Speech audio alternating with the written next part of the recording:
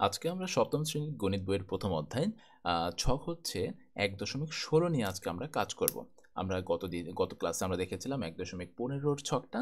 আজকে আমরা ১.১৬ নিয়ে একটু কাজ করব। তো চলো দেখো। তো প্রথমে আমরা যে কাজটি করব সেটি হচ্ছে গৃহীত সংখ্যা। এই গৃহীত সংখ্যাটা তোমার যেটা ইচ্ছা তুমি সেটা নিবা। তার মানে এটা হচ্ছে তোমার রোল নম্বর অনুযায়ী। ধরো তোমার রোল নম্বরটা হচ্ছে তুমি ৫ নিচ্ছ, তোমার রোল নাম্বারটা হচ্ছে জোড়-বেজোড় যেটাই বলো না কেন, তোমার টিচার যেটাই বলুক না কেন, তুমি রোল নাম্বার নিয়েছো হচ্ছে ৫। তো দেখো তাহলে গৃহীত সংখ্যাটা হচ্ছে তুমি ৫ নিয়েছো। ওকে? এখন তোমাকে বলা হয়েছে এইখানে এভাবে রাখতে। তো এখন গুণ আকার, তার মানে আমি হচ্ছে এখানে ৫ দিলাম। এই যে ৫ সবগুলাতে আমি ৫ দিয়ে দিলাম। ওকে? ৫ দিয়ে দিলাম। সবগুলাতে আমি আগে ৫ দিয়ে দিই। এই যে ৫, ৫, ৫, ৫, ৫, ৫, ৫ সবগুলাতে আমি ৫ দিয়ে দিলাম। আচ্ছা, এখন প্রথম পদ, গুণের প্রথম পদ কত? গুণের প্রথম পদটা হচ্ছে ৫ পাওয়ার বা ৫ এর ঘাতটা হচ্ছে ২। এই যে এটা হচ্ছে ৫ এর ঘাত হলো ২। এখন দেখো প্রথম পদের গুণাকার কাঠামো। এখানে ৫ এর ঘাত ২ মানে হচ্ছে ২টা ৫ গুণাকারে। তার মানে হচ্ছে এই যে একটা ৫ গুণ আরও একটা ৫ গুণ আকারে। এখন দ্বিতীয় পদ কত? দ্বিতীয় পদটা হচ্ছে ৫ পাওয়ার ৪। এই যে ৫ পাওয়ার ৪। ওকে? এখন দেখো দ্বিতীয় পদের গুণাকার কাঠামো। তার মানে হচ্ছে ৫ পাওয়ার ৪ মানে হচ্ছে ৪টা ৫ গুণ আকারে আছে। তো আমি তখন লিখব ৫ পাওয়ার ৪ গুণ ৫ পাওয়ার ৪ গুণ ৫ পাওয়ার ৪ গুণ ৫। এই যে ঠিক আছে?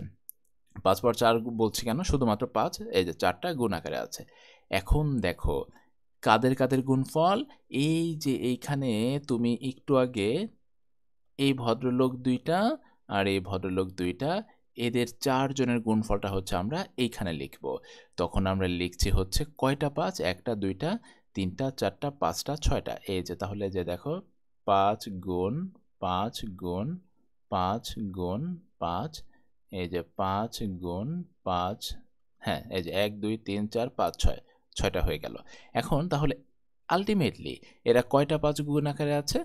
৬টা ৫ গুণ আকারে আছে। তখন আমি লিখলাম ৫ পাওয়ার ৬। ঠিক আছে? তো দেখো এই যে গুণফলের সূচকীয় কাঠামো হচ্ছে এইটা। আচ্ছা, এরপর আমি আবারও চলে যাচ্ছি দ্বিতীয়টায়। তো প্রথমটা কত? এই যে ৫ পাওয়ার ১, ৫ পাওয়ার ১। তাহলে এখানে কয়টা ৫? ৫ পাওয়ার ১ মানে হচ্ছে একটা ৫। এই যে একটা ৫। আচ্ছা, এখানে ৫ পাওয়ার ৪, আবারও ৫ পাওয়ার ৪। তাহলে এখানে কয়টা ৫? এখানে ৫ হচ্ছে ১ টা, ২ টা, ৩ টা, ৪ টা। ৪ টা ৫। এখন তাহলে এদের গুণফলটা কত হবে? একটা ৫ আর হলো ৫ টা ৫। তাহলে এই যে দেখেন ৫ গুণ ৫ গুণ ৫ গুণ ৫ গুণ ৫। তাহলে ৫ টা ৫ গুণ আকারে আছে। এখন তাহলে ঘাত কত? ঘাত হচ্ছে ৫। ওকে? ৫ পাওয়ার ৫। এটা কিন্তু ৫ এর সাথে ৫ না, একটু ঘাড়ের উপরে উঠাই দিবা। এরপরে দেখো, এরপরে যেটা হচ্ছে সেটা হচ্ছে ৫ পাওয়ার ৩। এই যে ৫ পাওয়ার ৩। তাহলে এখানে গুণাকার কাঠামোটা হচ্ছে ৩টা ৫ গুণ আকারে আছে। এই যে ৫ গুণ ৫ গুণ ৫। আচ্ছা, এরপরে দ্বিতীয়টা হচ্ছে শুধুমাত্র ৫ পাওয়ার ১। তাহলে কয়টা ৫? একটা ৫। ওকে? আচ্ছা, এখন দেখো মোট কয়টা ৫ গুণ আকারে? তাহলে এই যে হচ্ছে ৩টা ৫, এখানে হচ্ছে আরও একটা ৫। তাহলে আমি লিখলাম ৫ গুণ ৫ গুণ ৫ গুণ ৫। তাহলে মোট কয়টা ৫ একবারে গুণ আকারে উল্টা দিকে চলে যাবে ঘাতের দিকে? ১, ২, ৩, ৪। এই যে তাহলে ৫ পাওয়ার তুমি কত দিলা? ৪ দিলা। এরপরেরটা দেখো। এরপরে তোমাকে বলা হয়েছে ৫ পাওয়ার ২। এই যে তুমি ৫ পাওয়ার ২ লিখলা। তাহলে এখানে কয়টা ৫ গুণ আকারে আছে? এখানে আছে হচ্ছে ১ টা, ২ টা, ২ টা ৫ গুণ আকারে আছে। এখন দ্বিতীয় পদে আছে হচ্ছে একটা মাত্র ৫, এই যে একটা ৫। তাহলে দেখো এইখানে দ্বিতীয় পদে কয়টা ৫? একটা ৫। এখন আল্টিমেটলি তোমার এই ২টা পদে কয়টা ৫? এই যে ৫ গুণ ৫ গুণ ৫। তাহলে হচ্ছে ৫ পাওয়ার ৩। এরপরে দেখো, এরপরে হচ্ছে 5 পাওয়ার 3, 5 পাওয়ার 3। প্রথম পদে 5 পাওয়ার 3, এই যে 5 পাওয়ার 3, তাহলে এখানে গুণ আকারে কয়টা 5? 3টা 5। গুণ, গুণ, গুণ। আচ্ছা, দ্বিতীয় পদে আবার 5 পাওয়ার 3, এই যে। এখন দেখো এখানে কয়টা 5? এখানে হচ্ছে আবার 3টা 5। 3টা 5, বুঝতে পেরেছি? এখন এদের গুণ আকার কত তাহলে? 3টা 5, 3টা 5। তাহলে উপরে আমি 3টা 5 দিচ্ছি, এই যে 3টা 5, নিচেও কত? 3টা 5। ওকে, তাহলে মোট কয়টা 5 হলো? এই যে 5 পাওয়ার 6, 6টা 5 হলো।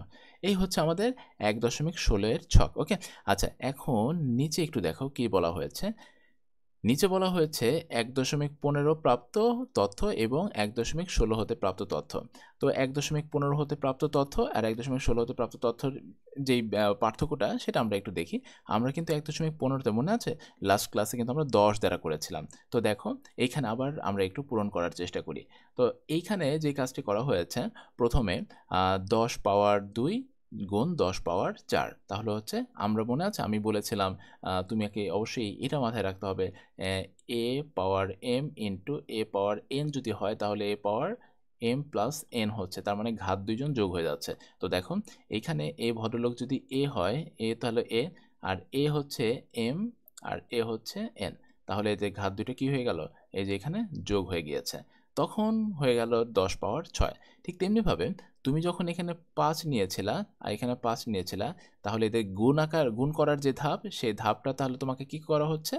এই যে দেখো পাওয়ার দুইটা যোগ হয়ে যাচ্ছে, তুমি তখন লিখতেছো 5 পাওয়ার 2 যোগ 4, আলটিমেটলি গুণফলটা হচ্ছে 5 পাওয়ার 6। ওকে, এটাই হচ্ছে কাজ। 2 নম্বরটা কি বলা হয়েছে? 2 নম্বরটা দেখো আগেরটার মতোই 10 পাওয়ার 3 গুণ 10 পাওয়ার 3, তার মানেটা হচ্ছে 10 পাওয়ার 3 যোগ 3, এই যে দেখো 10 পাওয়ার 6। ঠিক তেমনিভাবে এখানে যদি তুমি 5 নাও, এখানে যদি তুমি 5 নাও, তাহলে এখানে কি হয়ে যাবে? 5 পাওয়ার 1 যোগ 4, আলটিমেটলি হয়ে যাচ্ছে 5 পাওয়ার 5। এরপর দেখো 3 দেয় নাই, 4 নম্বরটা কি কি বলা হয়েছে? 10 পাওয়ার 4, 10 পাওয়ার 1, তার মানে হচ্ছে এখন যেহেতু দুইজনেই একই 10 আছে, তার মানেটা হবে হলো 10 পাওয়ার 4 যোগ 1, 10 পাওয়ার 5। ঠিক তেমনিভাবে এখানে যদি আমি 5 নিই, এখানে যদি 5 নিই, তাহলে হচ্ছে হলো 5 পাওয়ার 3 যোগ 1, আলটিমেটলি হচ্ছে 5 পাওয়ার 4। আচ্ছা, এরপরে দেখো 10 পাওয়ার 2 গুণ 10 পাওয়ার 1, এই যে যোগফলটা, তাহলে এখানে বলো তো কত হবে? 2 আর 1 যোগ করলে কত হয়? 3 হয়, এই যে 3। আচ্ছা, এখন এইখানে আমি 5 নিচ্ছি, এই যে এখানেও 5 নিলাম। এখন দেখো, তো এখানে যেহেতু দুইজনে 5, আমাদের পাওয়ার দুইটা যোগ হয়ে যাবে, তাহলে 10 পাওয়ার 2 যোগ 1, আলটিমেটলি হচ্ছে 5 পাওয়ার 3। ঠিক তেমনিভাবে 6 নম্বরে কি হয়ে যাচ্ছে? 10 পাওয়ার 1 গুণ 10 পাওয়ার 3, তার মানেটা হচ্ছে 10 পাওয়ার 1 যোগ 3, আলটিমেটলি 10 পাওয়ার 4। এইখানে হচ্ছে 5 পাওয়ার 3, 5 পাওয়ার 3, আলটিমেটলি 5 পাওয়ার 3 যোগ 3 হয়ে যাচ্ছে হচ্ছে 5 পাওয়ার 6। ওকে, তো এই হচ্ছে আমাদের সুন্দর একটা ট্রিক্স। ঠিক আছে, এই ব্যাপারটা মাথায় রাখবে, এটা কিন্তু আমাদের খুব কাজে লাগবে সামনে, তোমাদের ভবিষ্যতে কিন্তু প্রচুর কাজে লাগবে। এই M powered A power M into A power N is equal A power M plus N, এটা কিন্তু সারা জীবন কাজে লাগবে, এই জন্য এটাকে মাথায় রাখবো। তো আজকে এ পর্যন্ত, দেখা হচ্ছে নেক্সট ক্লাসে।